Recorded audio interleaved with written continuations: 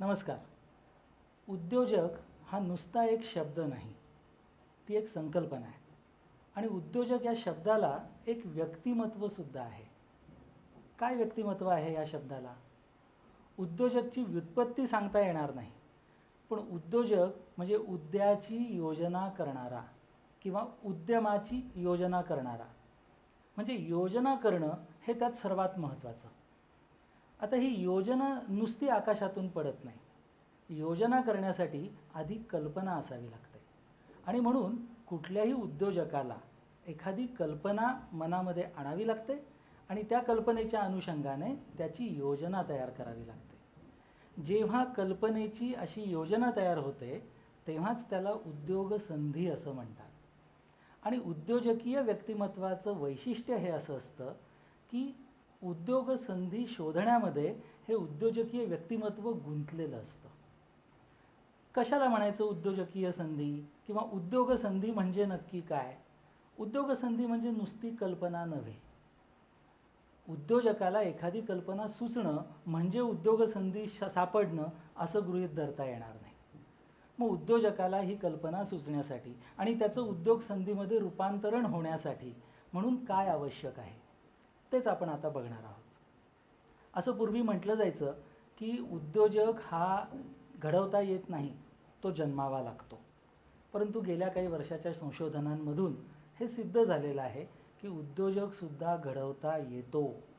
उद्योजकतेचे जे गुण आहेत ते अंगभूत नसले तरी विशिष्ट प्रशिक्षणाद्वारे, इतर काही साधनांद्वारे आपल्याला एखाद्या व्यक्तिमत्वामध्ये प्रतिबिंबित करता येतात.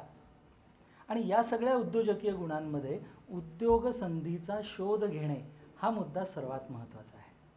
आणि म्हणूनच उद्योग संधी म्हणजे काय हे आपण जर पाहिलं तर आपल्या असं लक्षात येईल की आपल्या मनामध्ये अनेक कल्पना येतात, उद्योजकाच्याही मनामध्ये अनेक कल्पना येतात, पण त्या सर्व कल्पना उद्योग संधी बनू शकत नाही.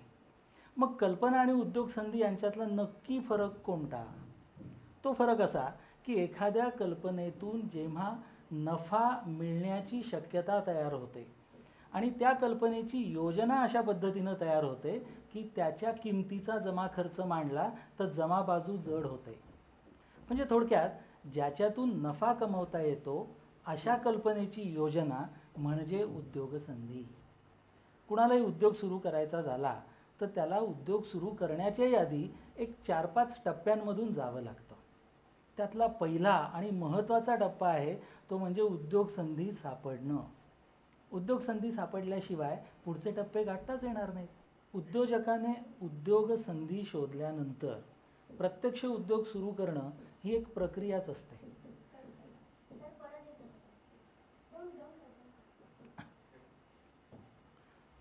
उद्योजकाने उद्योग संधी शोधल्यानंतर प्रत्यक्ष उद्योग सुरू करेपर्यंत जे काही टप्पे असतात ती एक प्रक्रियाच असते. उद्योजकाला उद्योग संधी सापडल्यानंतर त्याला त्याचा प्रकल्प अहवाल तयार करावा लागतो, बँकेकडे त्याला अप्रोच व्हावं लागतं. अशा अनेक गोष्टी या सगळ्या टप्प्यातून पार पडल्यानंतर त्या उद्योग संधीचं रूपांतरण प्रत्यक्ष उद्योगात होऊ शकतं.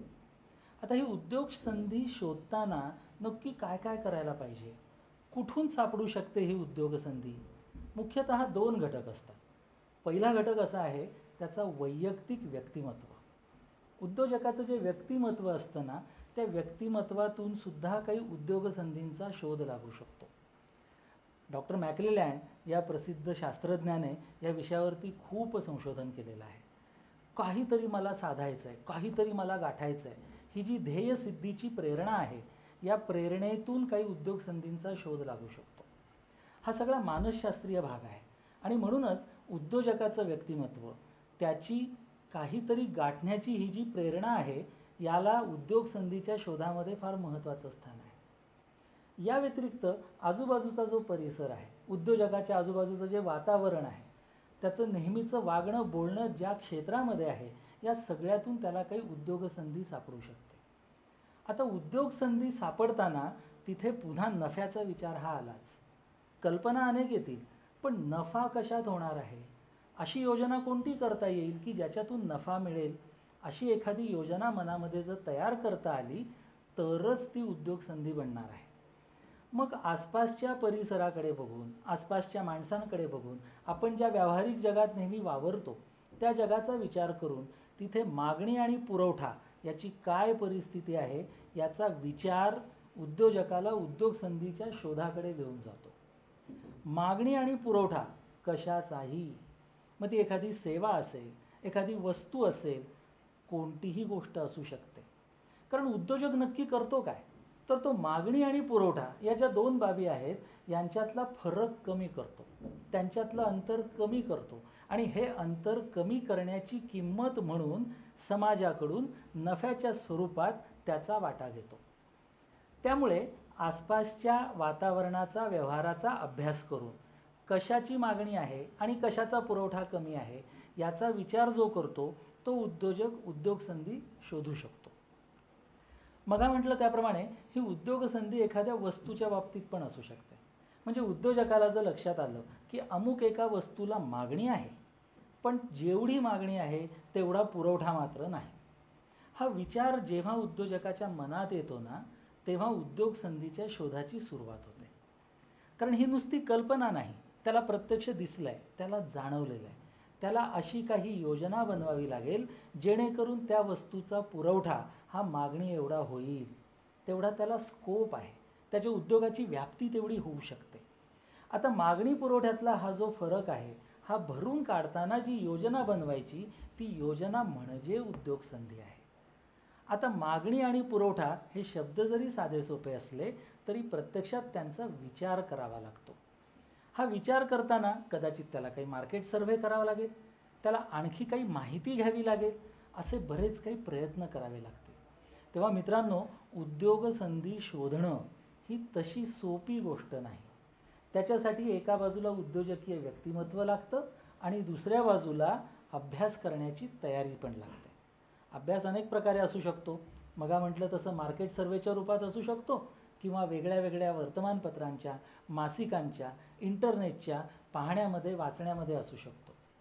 एखादी कल्पना उद्योगसंधी ठरेल की नाही हे बघताना जसं नफ्याची कल्पना महत्त्वाची आहे, नफ्याचा विचार महत्त्वाचा आहे, तसाच तो नफा कोणत्या क्षेत्रात होऊ शकतो याचाही विचार उद्योजकाला करावा लागेल. क्षेत्र कोणती आहेत? क्षेत्र 3 आहेत. पहिलं क्षेत्र आहे एखाद्या वस्तूचं उत्पादन. म्हणजे मगा म्हटल्याप्रमाणे परिस्थितीतून त्याला जर हे लक्षात आलं की अमुक एका वस्तूची मागणी जास्त आहे, पुरवठा कमी आहे, त्या वस्तूचं आपण उत्पादन करूया, ही त्याची उद्योगसंधीची कल्पना आहे आणि या उद्योगसंधीचा त्याला वापर करायचा आहे. मग त्या वस्तूच्या उत्पादनाचा त्याला विचार करावा लागेल आणि या वस्तूचं उत्पादन करून त्याच्यासाठी जो काही खर्च त्याला करावा लागणार आहे त्याच्यापेक्षा अधिक रक्कम विक्रीतून त्याला मिळू शकेल काय याचा विचार त्याला करावा लागेल आणि तशी ती जर मिळत असेल तर त्याला उद्योगसंधी सापडली असं म्हणावं लागेल. दुसरा मुद्दा येतो, सगळेच उद्योजक काही उत्पादनाच्या क्षेत्रात जातात असं नाही. दुसरं क्षेत्र आहे ते सेवा क्षेत्र. सेवा क्षेत्रामध्ये सुद्धा मागणी आणि पुरवठ्यामधला फरक हा दिसू शकतो. आपण जर आपले डोळे आणि कान उघडे ठेवले तर अशा अनेक गोष्टी आपल्या आजूबाजूला दिसतील की ज्या सेवेच्या संदर्भात मागणी आणि पुरवठा याच्यात तफावत आहे. मग ही तफावत नक्की कोणत्या सेवेच्या संदर्भात आहे हे बघून त्या सेवेचा पुरवठा आपल्याला करता येईल का, त्या सेवेचा पुरवठा करणं हाच काही उद्योग होऊ शकेल का, हा विचार त्या उद्योजकाला करावा लागेल. आणि हा विचार करताना सेवा देण्यासाठी म्हणून जो काही खर्च होणार आहे त्याच्या मेहनतीसकट त्याचा स्वतःचा मेहनतानासुद्धा त्याला गृहीत धरावा लागेल. थोडक्यात ज्याला आपण कॉस्टिंग म्हणतो, हे कॉस्टिंग करताना डायरेक्ट आणि इनडायरेक्ट असे दोन्ही मुद्दे त्याला विचारात घ्यावे लागतील. आणि या दोन्ही मुद्द्यांचा विचार करून जो काही खर्च आला त्या खर्चापेक्षा अधिक रक्कम त्या सेवेच्या विक्रीतून जर त्याला मिळत असेल तर त्या सेवा क्षेत्रामध्ये त्याने उद्योग सुरू करायला हरकत नाही. याचा अर्थ असा की त्याला सेवा क्षेत्रामध्ये उद्योगसंधी सापडलेली आहे. तिसरा जो भाग आहे ना तो आहे व्यापाराचा. व्यापार म्हणजे काय, तर वस्तू खरेदी केल्या आणि त्याच वस्तू विकल्या. मग त्या एका ठिकाणी खरेदी केलेल्या असू शकतात आणि दुसऱ्या ठिकाणी विकल्या असू शकतात. मधल्या काळातलं काही ट्रान्सपोर्टेशन असेल, कदाचित काही पॅकेजिंगचा पार्ट असेल, हा सगळा त्या उद्योजकाला सांभाळावा लागेल. म्हणजे त्याला हे बघावं लागेल की काही वस्तू विकत घेताना होणारा खर्च, त्या वस्तू काही काळ रिटेन करण्यासाठी, सांभाळण्यासाठी येणारा खर्च, ट्रान्सपोर्टेशन असेल तर त्याचा खर्च, हा सगळा खर्च मिळून जो काही एकूण खर्च आहे त्याच्यापेक्षा त्या वस्तूंच्या विक्रीचा खर्च विक्रीची किंमत जर जास्त असेल तरच तो उद्योग परवडू शकेल, म्हणजेच ती उद्योग संधी ठरू शकेल.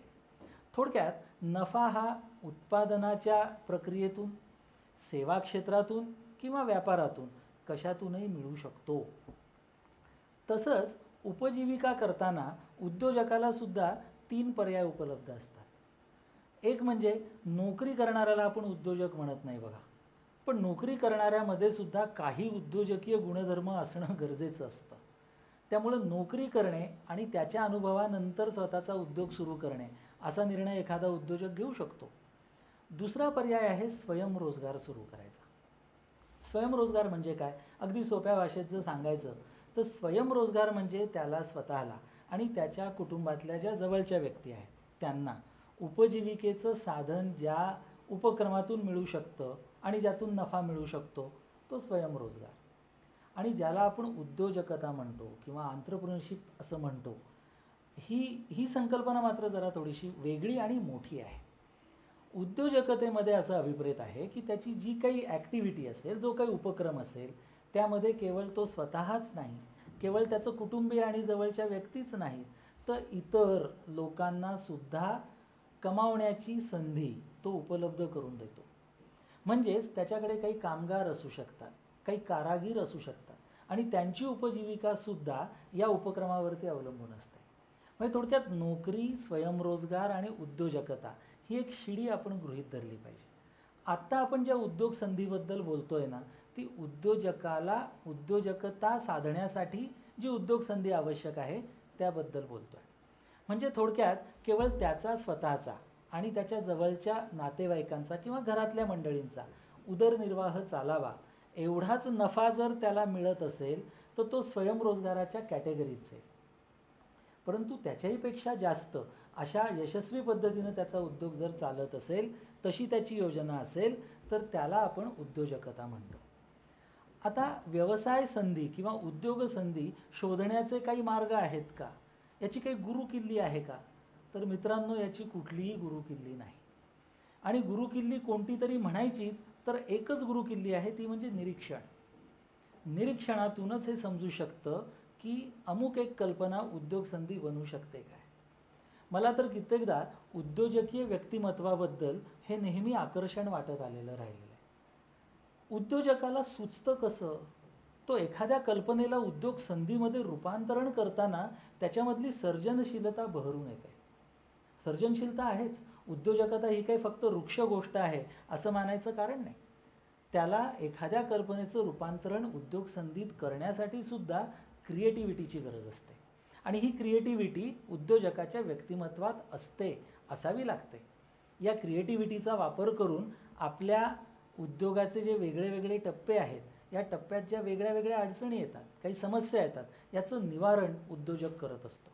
आणि म्हणून ही सर्जनशीलता हा व्यक्तिमत्वाचा एक महत्त्वाचा भाग आहे.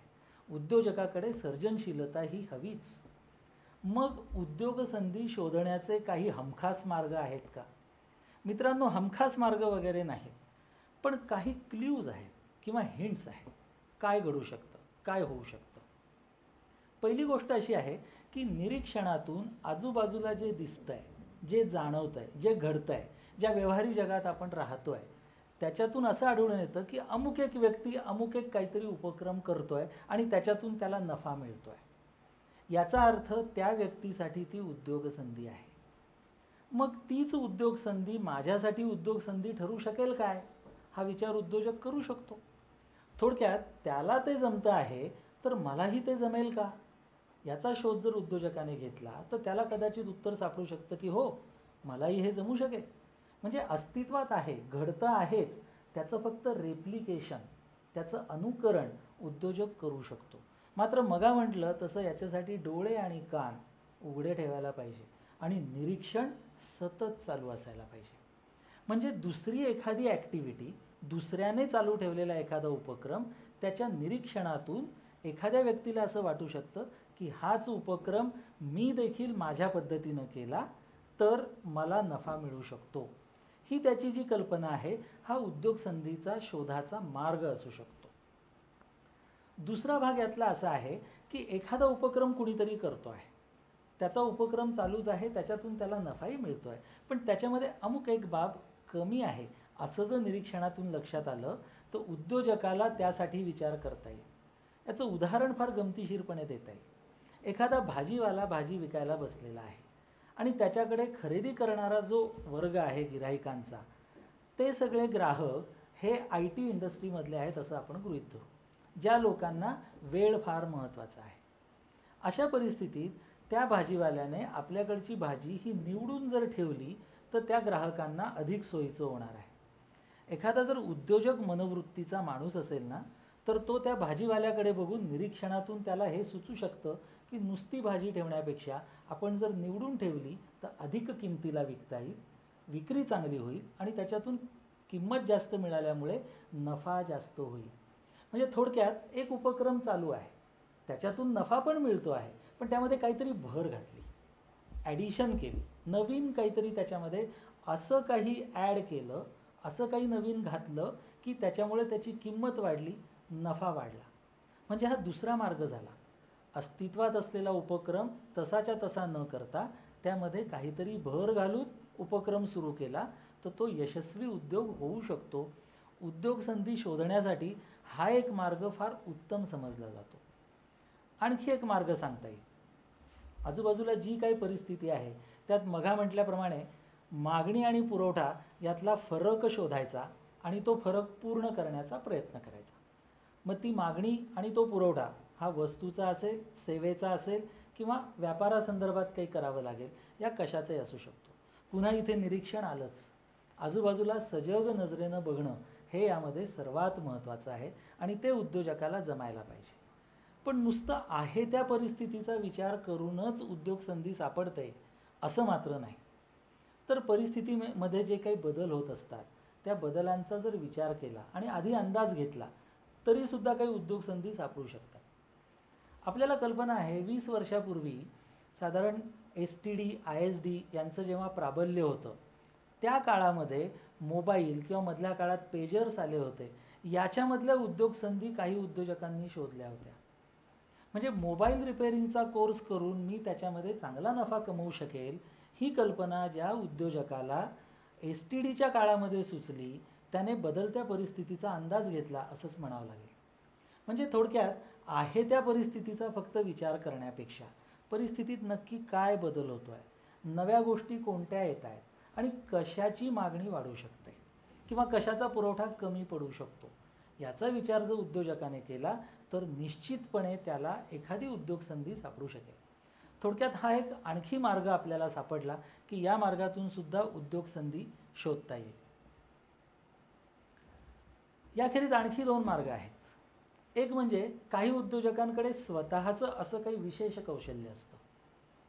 मग त्याला असा विचार करता येतो की आपलं हे कौशल्य कुठे उपयोगी पडेल, आपल्या या कौशल्याचा वापर करून आपण नफा मिळवू शकतो का, आहे त्या परिस्थितीत किंवा बदलत्या परिस्थितीत आपलं कौशल्य कसं वापरता येईल, याचा त्या उद्योजकाने जर विचार केला ना तर त्याला उद्योग संधी सापडू शकते. त्याचबरोबर इतरांची कौशल्य पाहून सुद्धा उद्योग संधी निर्माण होऊ शकते. हे जरा गमतीशीर वाटेल, कारण स्वतःच्या कौशल्याने उद्योग संधी निर्माण होते हे मान्य आहे, पण इतरांच्या कौशल्याकडे बघून उद्योग संधी कशी निर्माण होऊ शकेल. मी उदाहरण सांगतो. समजा एखाद्या बचत गटाच्या काही महिला आहेत आणि त्यांच्याकडे आपण एक उदाहरण घेऊयात, टोपल्या तयार करण्याचं अतिशय उत्कृष्ट अशी कला ही त्यांच्यामध्ये आहे आणि बांबूपासून त्या काही इतर वस्तू पण बनवतात, पण त्यांच्याकडे विक्री कौशल्य नाही. असा गट जर एखाद्या उद्योजकाला माहिती असेल तर त्या लोकांचं कौशल्य बघून या उद्योजकाला कल्पना अशी सुचू शकते की येस, मी या वस्तूंचं मार्केटिंग करू शकतो आणि त्याच्यातून नफा कमवू शकतो, कारण ज्याच्याकडे ते कौशल्य आहे त्याच्याकडे या गोष्टीची कमी आहे. म्हणजे थोडक्यात इतरांचं कौशल्य पाहून सुद्धा त्याचा जर विचार केला व्यवस्थित तर स्वतःसाठी उद्योग संधी सापडू शकते. मित्रांनो, उद्योग संधी शोधण्याचे असे आणखीही काही मार्ग असू शकतात, पण त्यातला कळीचा मुद्दा आहे तो म्हणजे निरीक्षण आणि वाचन. तुम्ही किती उघड्या डोळ्यांनी जगाकडे बघता, आजूबाजूच्या व्यवहाराकडे बघता, याच्यावर तुम्हाला उद्योग संधी सापडते की नाही हे अवलंबून आहे. उद्योजकीय व्यक्तिमत्व विकसित होण्यासाठी प्रशिक्षण जसं मदत करतं, तसंच प्रशिक्षणातून निरीक्षण शक्तीसुद्धा वाढवता येते. त्याच्यासाठी वेगळ्या वेगळ्या एक्झरसाइजेस आहेत, त्याची मदत आपल्याला निश्चितपणे घेता येईल. अर्थात केवळ कल्पना सुचली तरी ती उद्योग संधी नाही. कल्पनेचं नफा मिळवणाऱ्या योजनेत रूपांतरण केलं तर ती उद्योग संधी झाली. पण नुसती उद्योग संधी होऊन तिथे गोष्ट संपत नाही, किंबहुना तिथे गोष्ट सुरू होते. उद्योजकाचा प्रवास तिथे सुरू होतो. या प्रवासाचा पहिला टप्पा फार गमतीशीर आहे बरं का. तो टप्पा असा आहे की जी कल्पना त्याने उद्योग संधी म्हणून निश्चित केली आहे आणि ज्यातून नफा मिळेल हे त्याला खात्रीपूर्वक वाटतं आहे, त्या उद्योग संधीचा त्याला विचार करावा लागतो आणि त्यासाठी त्याला जो अभ्यास करावा लागतो आणि जे कागदावर मांडावं लागतं त्याला 3 भागांमध्ये विभागलेला आहे. त्यातला पहिला आणि सर्वात महत्त्वाचा भाग आहे तो म्हणजे विक्री. विक्री म्हटलं तर मार्केट आलंच. मार्केट म्हणजे बाजार. आता हे मार्केट वस्तूला असू शकतं ज्याचं उत्पादन उद्योजकाला करायचं आहे. हे मार्केट सेवेचं असू शकतं ज्या सेवा क्षेत्रामध्ये उद्योजकाला काम करायचं आहे, किंवा ज्या वस्तूंचा व्यापार करायचा आहे त्याच्या विक्रीसाठीचं मार्केट असू शकतं.